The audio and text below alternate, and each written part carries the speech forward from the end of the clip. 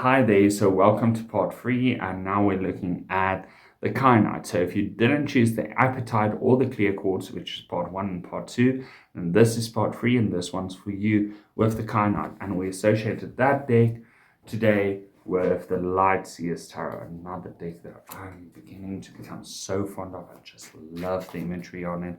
I love the feeling. I'm doing a little shuffle, and then we're going to start doing the pyramid spread again, which means 3 cards at the bottom, another 2, 1 more, building ourselves a little pyramid. And here we go. Oh gosh, first one, we've got Knight of Wands. And usually I really like the Knight of Wands, but this time it's telling me that you should take a moment. Don't storm into anything right now.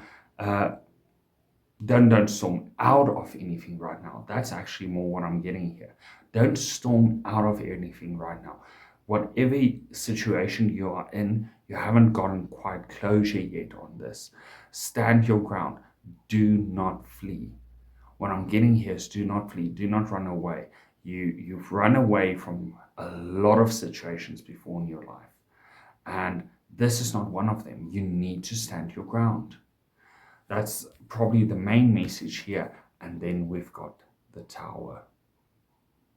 Now, first of all, I need you to remember the Tower falls down. It falls down because the foundation wasn't right. A building doesn't just fall down if the foundation was solid. And this one is falling down.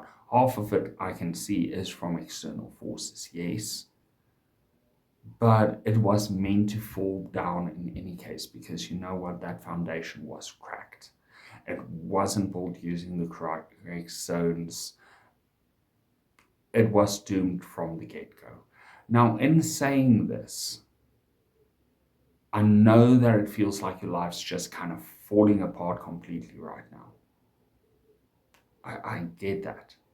And everything around you is just falling apart. But I need you to remember, the Tower doesn't happen to you. It actually happens for you.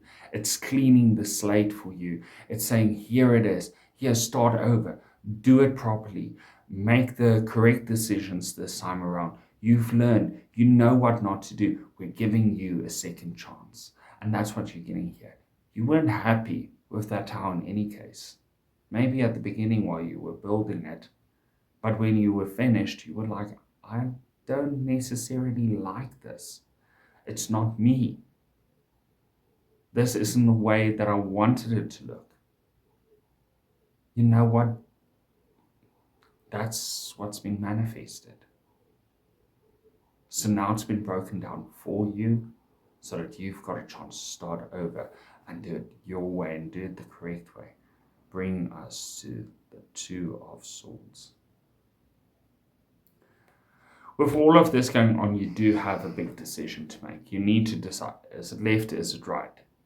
That's going to be the big thing here, but it feels to you like you don't know which side to choose. They're both looking good, they're both looking bad. Well, they both do have pros and cons. What you're going to need to do here is a bit more practical. You're going to need to write down on a list the pros and the cons of choice number 1, do the same for number 2, and weigh them up with one another. Once you see them, you can process it more logically, and then your eyes will open. See, your fingers is why you're struggling to make a decision. It's just purely because you've just been too emotional about the situation at hand. Next 2 cards. I'm taking from the bottom of the deck. I don't know why. Right. But we've got the 4th ones. Don't start celebrating just yet. Do not start celebrating just yet. I know it's a big decision to make, but making the decision doesn't put anything into action. Not quite yet. You can't make the decision and say, okay, this is how I'm going to do it. This is what I want to do. This is how I want to change the situation. And then you sit there and celebrate and then wait for something to happen. You can't do that. You definitely can't, because it's just not going to work. You need to put action to your words, but before you can do that, you need to sort this out. You need to sort out your mind. You need to stop fighting with yourself. You need to stop telling yourself you're not good enough. You know what? The tower falling, that wasn't a failure. The tower failed doesn't make you a failure. It gives you a chance to look at the entire situation and say, okay, right, I have done this and this and this and this wrong, but I have now learned this and this and this and this. You actually just took 4 steps in the correct direction. That's not failure. That's trial and error. It's a big difference, a huge difference. So stop fighting with yourself. It's time to stop that. You can't be your own worst enemy. You need to be your own best supporter. Bring us the last card. 8 of Cups. You've got a choice here. You can stand up for yourself. You can stop fighting with yourself. And you would probably be able to really make something work. If you go towards this, if you start walking, if you start putting in the work, you can make this work. There is something beautiful waiting for you at the end of the tunnel, a beautiful light. But that means you need to turn your back on this old foundation, on this old tower that fell down, and you need to walk away.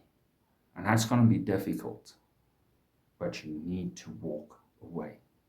The sooner you let go and walk away, the sooner you're going to get to the end of the tunnel and finally see that light that you've been praying for, that you've been hoping for.